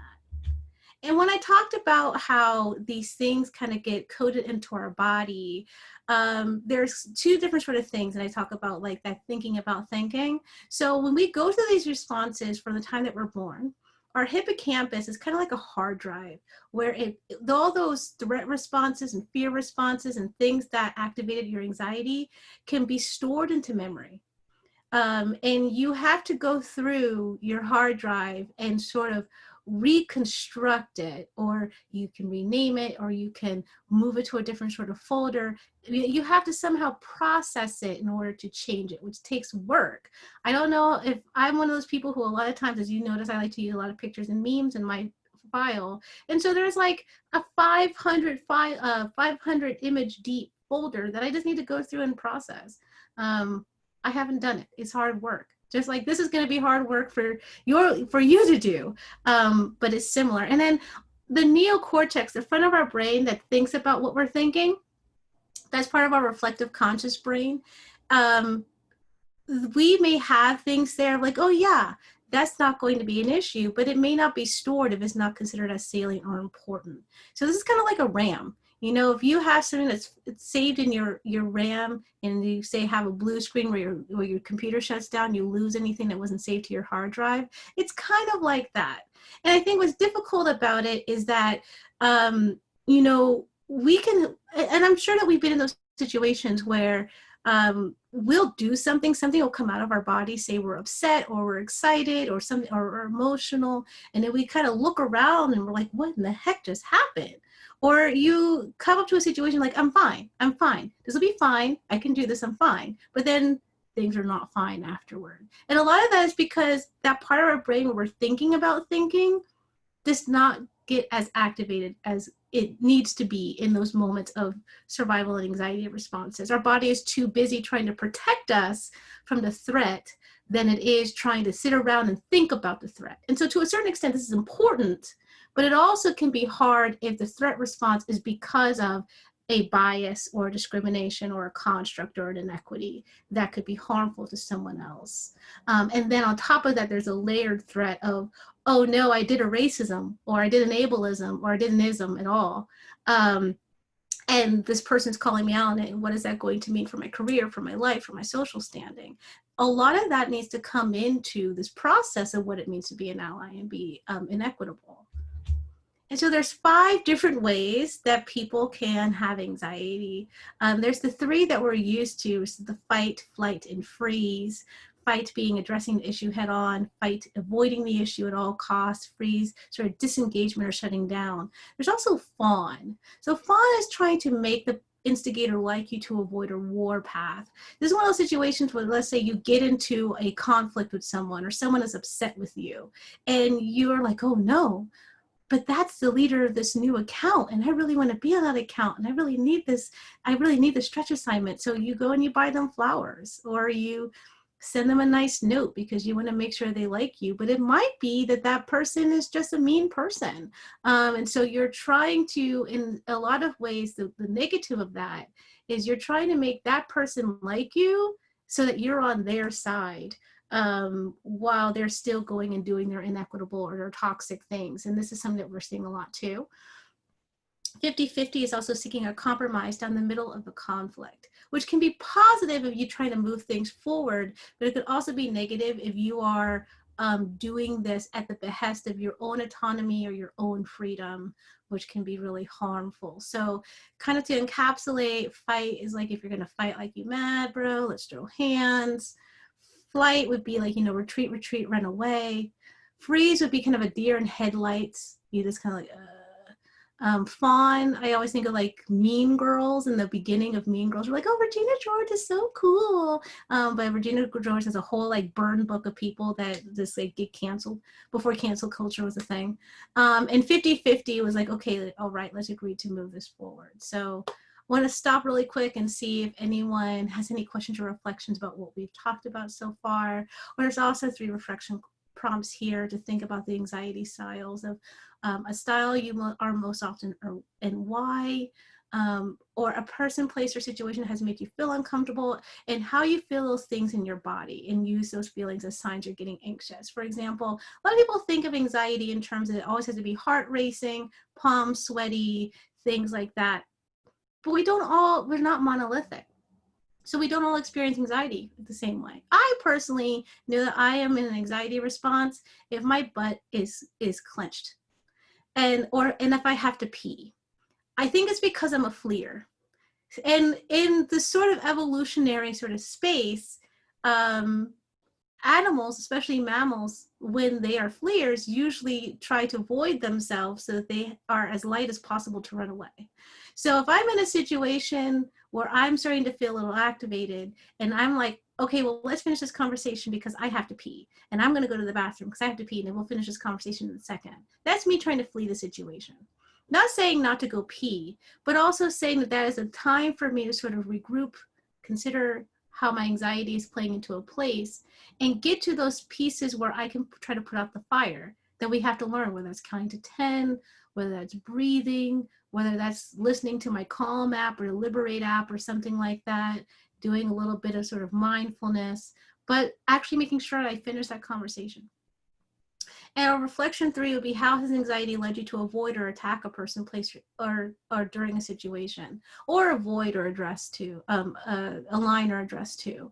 And how did you extinguish the fire, and how could you use that in the moment? So those are the prompts, or any reflections or questions that you have, but I'll open the space up for any processing.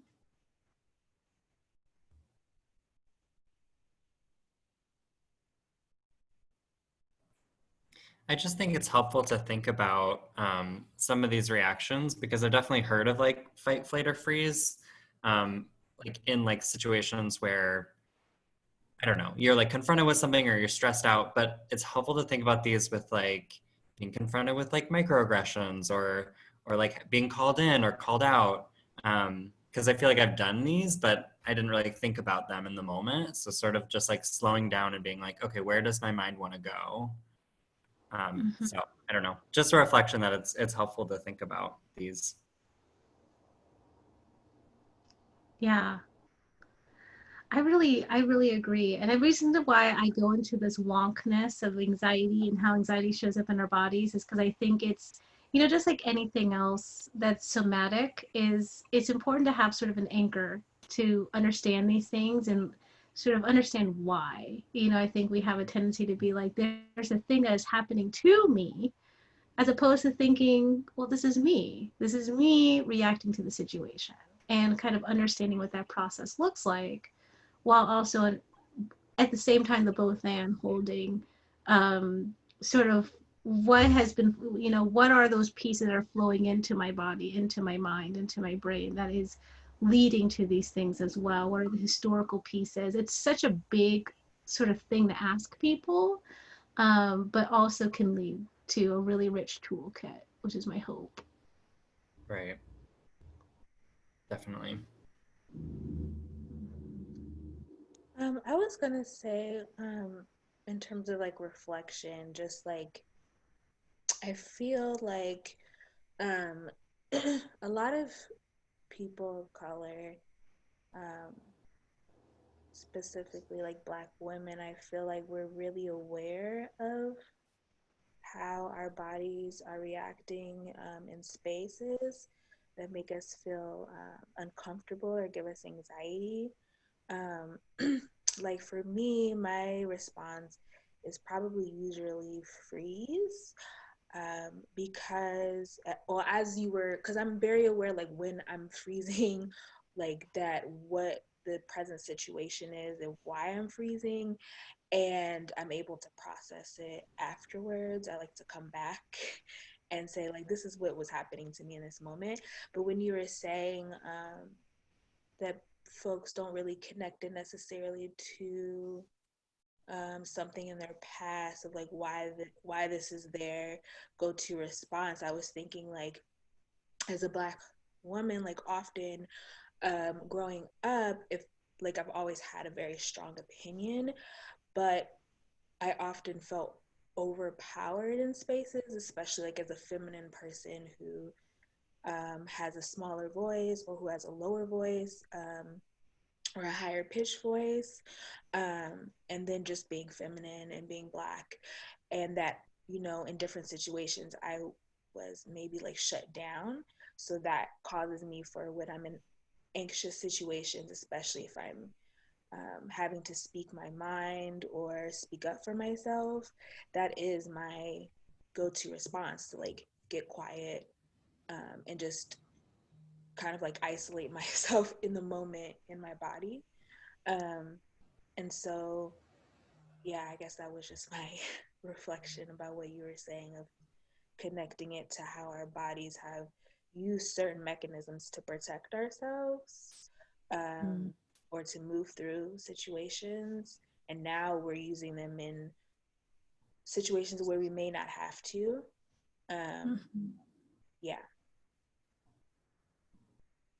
Exactly, Linda. Like you hit on the head. Why I bring this up is because I think, especially going back to that conversation around privilege and oppression, and privilege being a choice to have to think about these things. This is part of that choice of having to think about these things.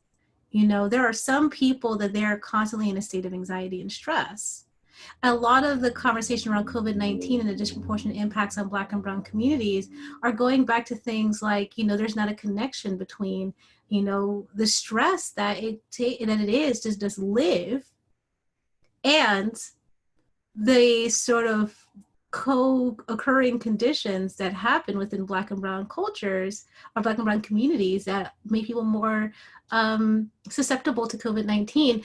And I think, as I know, at least in my education, in this field, that we talked a lot about social determinants of health and the impacts of stress and anxiety on the body and how it leads to things like hypertension, diabetes, asthma, MS, epilepsy, all these things, right? Heart disease. And then we're like, these are all the things that, make people more susceptible to COVID-19.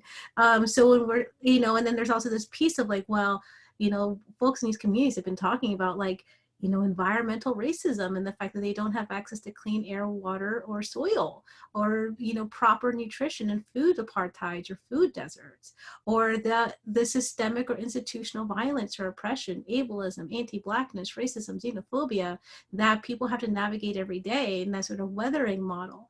They talk about, you know, code switching and masking and making sure that people are safe. That is similar to what we hear in these other sort of institutions where, you know, it's all about making sure you get home safe at the end of the day, that you get home to your family. This is also something that as a child, I was brought up with from the second that my mom allowed me to go outside.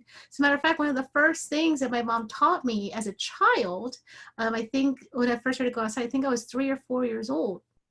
My mom taught me that if I ever came to a police officer, that it was important for me to sit down on my butt with my legs completely out in spread eagle, with my hands in the air, and say, my name is ChrisTiana, I am this years old, my address is this, and I don't have any weapons. I was 3 or 4. So growing up with that to this point, you know, there is all that stress. So if we can connect these dots, right, that we understand as social work professionals, medical professionals, that stress and anxiety causes, you know, these conditions in our body. These conditions lead to disproportionate impacts for things like pandemics or other sort of, you know, fatal sort of disabling issues. Then we also need to be able to understand the impact of racialized ableism. And I think another part of racialized ableism too that people don't talk about is disabilities are acquired because of things like environmental racism. Disabilities are acquired because of a lifetime of stress and anxiety. Like my mom is a recluse. She has agoraphobia. She has agoraphobia because of racial trauma. You know, and that's the long and short of it. It's not because of any real other thing. It's because how do you heal when every time you go outside, someone rips open the sutures? You know, and so I really appreciate your point, Linda, but because that's precisely why I talk about anxiety and bias in these. I want to leave it open to a few more people before a few more seconds before we finish strong with some of these last slides.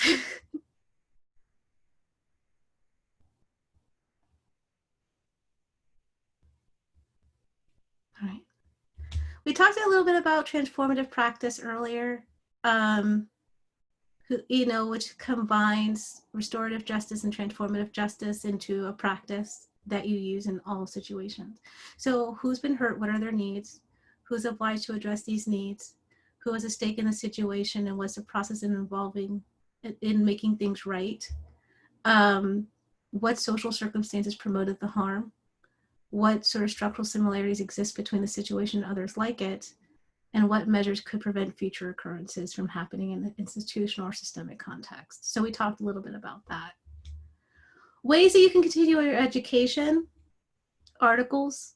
I would focus on narratives or research from trusted sources. When you get this database or this resource list, hopefully this will be a good start.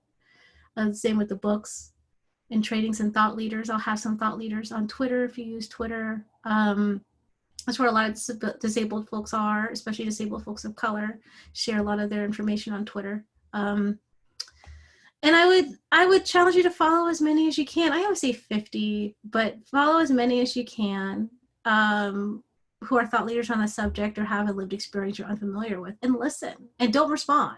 Don't try, you know, just listen, read what they have to say. Read what people who agree with them or resonate with them or align with them in the comments say. Read when there is opposition to what they have to say, what the arguments or rebuttals are. These people are also going to likely talk about current events. So if you're wondering, well, how might this impact the disabled Black community? See what Marnie Barberin talks about, because they're really saying some things. See what the Black Disability Collective is saying about that, because they're saying some things. That information is there, but take that time to kind of just listen and hear those messages. I always say it's important to ask respectfully. Another word for this too might be consensually. There's a lot of this sort of space where people will say, oh my gosh, I was in this training and they were talking about Black disabled people, and you're a Black disabled person, so I was just going to ask you about how you feel about this and this and this, because I really want to know this. That's not really a consensual conversation. And I'm going to tell you here right now that it is an issue that a lot of folks talk about. Of like, I don't want to provide you this emotional labor. It should be a respectful sort of ask. So easy, like, there's a lot of ways to enter in that conversation, and easy low barrier ways is to go to someone and say, hey, can I ask you a question? And get continuous consent. Sure. Okay, really quick, can I ask you a question about race and disability? And they say no, it's no. Not, well, what if I pay you? No, no. Now, first of all, you should always reciprocate that labor, and that reciprocation should be based on what the person you're asking asks for, not what you think is, oh, I'll give you a Starbucks gift card. Don't do that.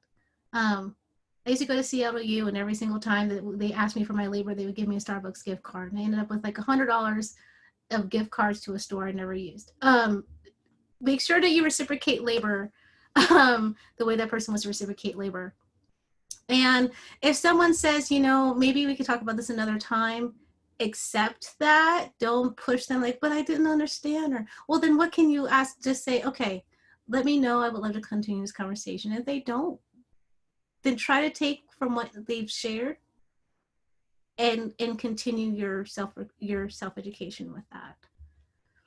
And then also another thing to do it is to do the thing, and just do the thing. And I think sometimes it's so hard for people just to get to that place of just doing the thing.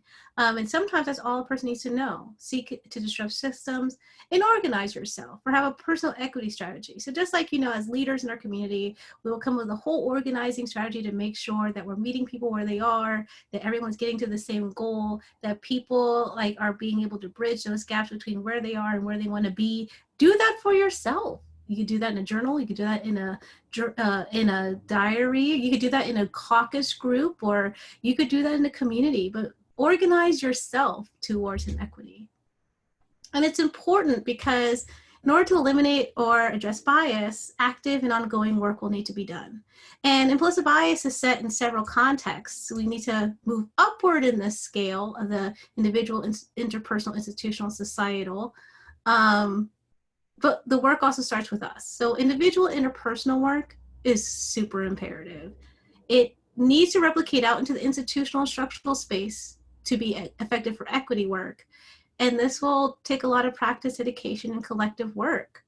At the front, bias or social constructs or stereotypes is important right now because, as a society, we've come to a space where we recognize this is an important topic. But it's important that this is just one product or tool in a much larger scheme than that. Implicit bias or the isms or social construct or discrimination, they're all symptoms of larger structured issues. It comes from traditions and policies and systems and histories and all these other things that all make up context and setting of bias.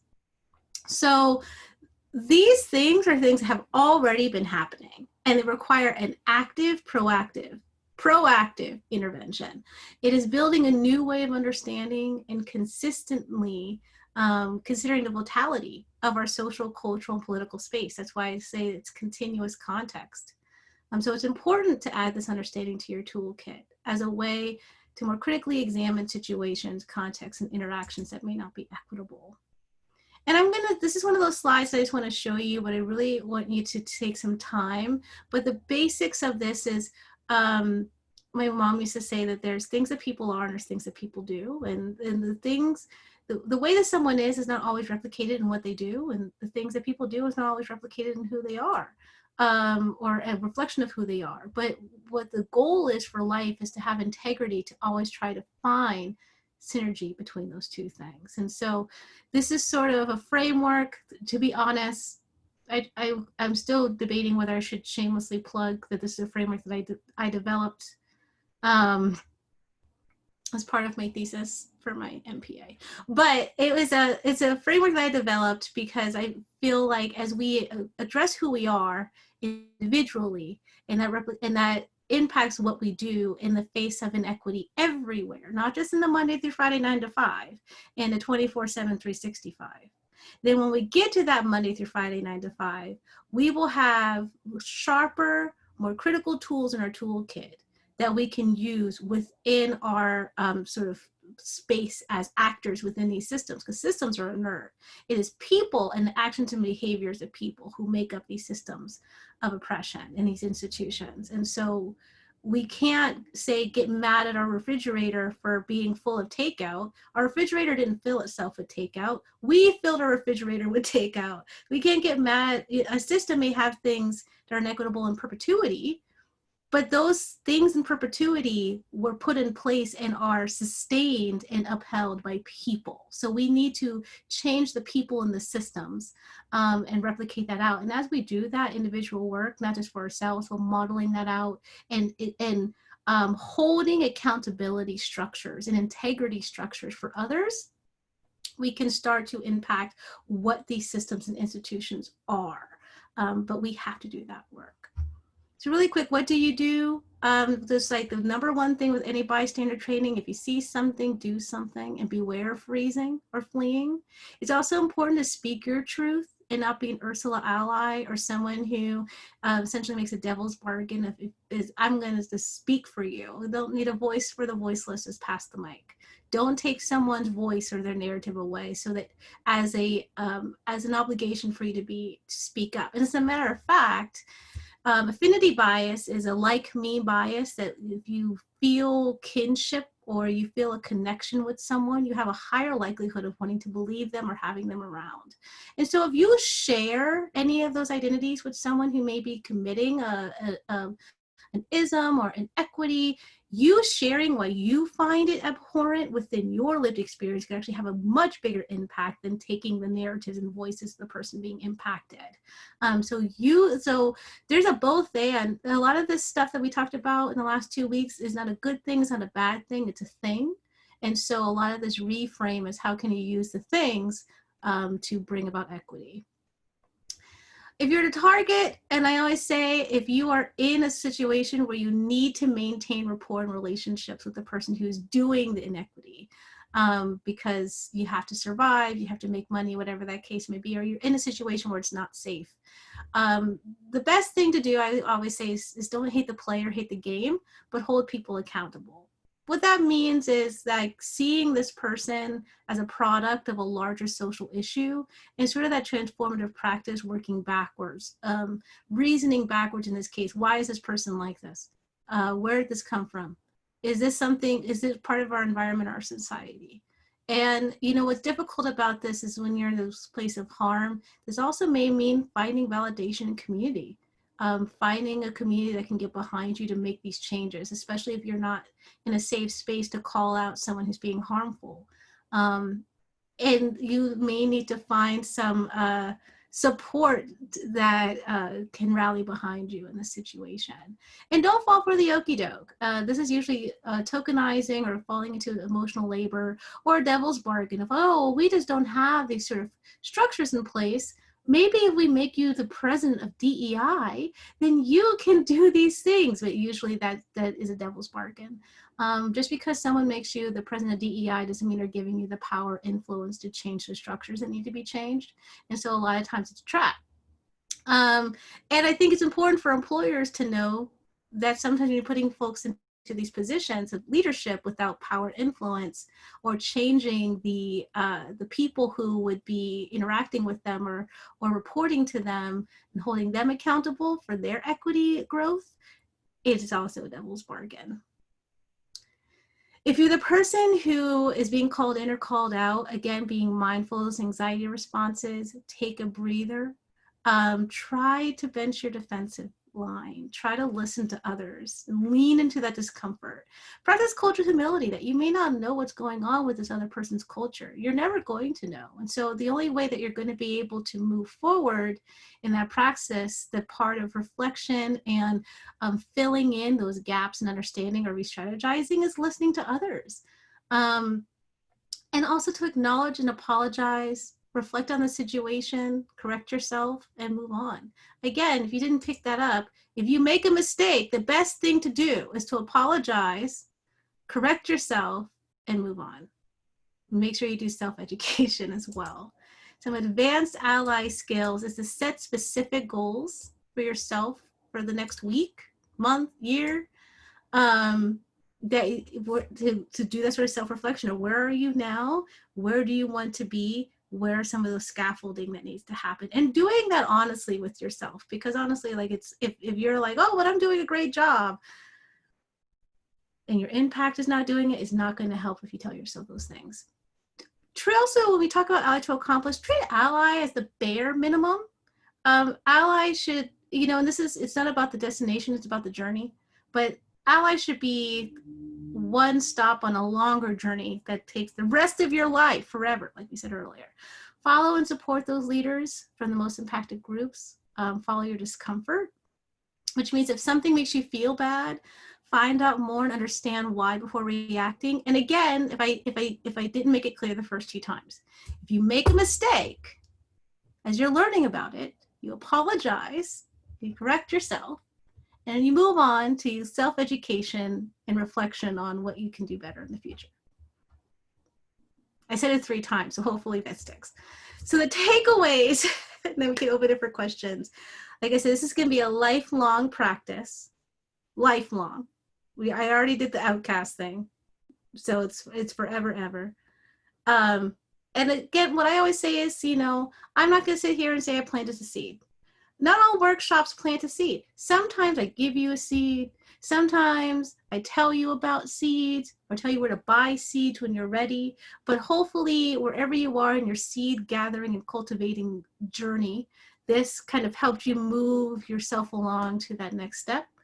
To remember that life in society is ever changing, and that everything takes practice. As a matter of fact, some of the data says it takes about 40 times for something to become a habit or something that's in your subconscious and conscious.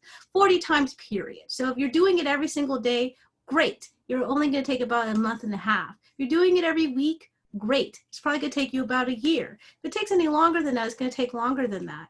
So there is a delayed gratification in this. And then on top of that, society is ever changing. So you may need to start that 40 times over again. A lot of this is just accepting the fact that this is an ongoing, lifelong process, and we're never going to stop. No one is. It's also important to realize that humans are fallible and that the road to hell is paved with good intentions. So to not get focused on what your intent was, but to be focused on your impact. And in that space is going to be more that reflective culture of how you can sort of can move to a space where people feel a little bit more comfortable in that. And the reason why I say this too is I think it's important as we talk about negotiating privileges and understanding what that means. There are some people who are like, oh my gosh, but that sounds like so much work for me to have to think about this all the time. Well, let me tell you something. You're talking about being an ally and being empathetic to people who are in marginalized or oppressed identities, as you may have heard from some of the stories today.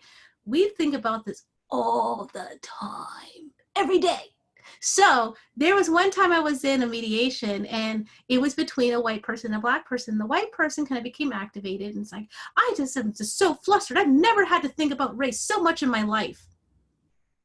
Well, if that is the case, then that means that there is a lot of information, a lot of understanding, a lot of empathetic regard to kind of be built upon there, because the other person has to think about that 24/7. So part of being an ally and having empathy is to at least marginally feel the same sort of frustration, anxiety, stress, constancy that the people in those oppressed and marginalized groups have. You're never going to feel it all the way, but at least having a marginal understanding of it. And that means you're going to have to think about this constantly until the day you die, because we do.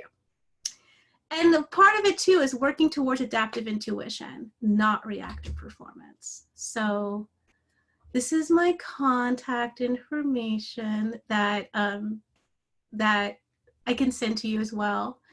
And I'm going to show these because Linda put them here. So I guess I'm sure they're important. And there's acknowledgements, and then there's consultation resources. Yeah, with that, we're like right on the button, but is there any final thoughts or questions, reflections? frustrations?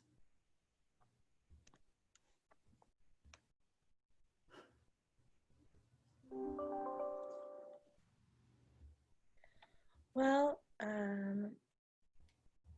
if you do have reflections, you can speak up at any point, but I just want to thank you, ChrisTiana, for wonderful two-part presentation.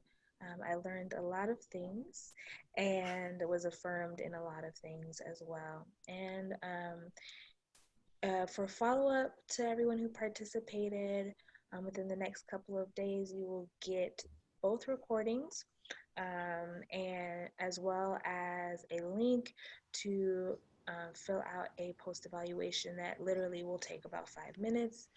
So if you could please just take some time to do that. This is how we are able to provide these trainings for free to the community. And yeah, it's very important. So thank you so much for your willingness to participate in that way. And I will just leave the space open for a few more moments if anyone has anything to ask. ChrisTiana, will you be sending out or giving me resources or reading list or something like that? Yeah, I am going to send the PDF version of both PowerPoints, as well as a link to a Google Doc that has all kinds of resources and books and people to follow at the intersections of race and disability. Awesome. Well, thank you all for participating, and I hope that you will join some of our other trainings that we have planned for the rest of the year. So have a great rest of your day, everyone. Thanks you both so much. Yes, thank And you. thank you to the presenter. It was a great 2 weeks. Thanks. Thank you so much. Thank you. Thank you. Bye, everyone.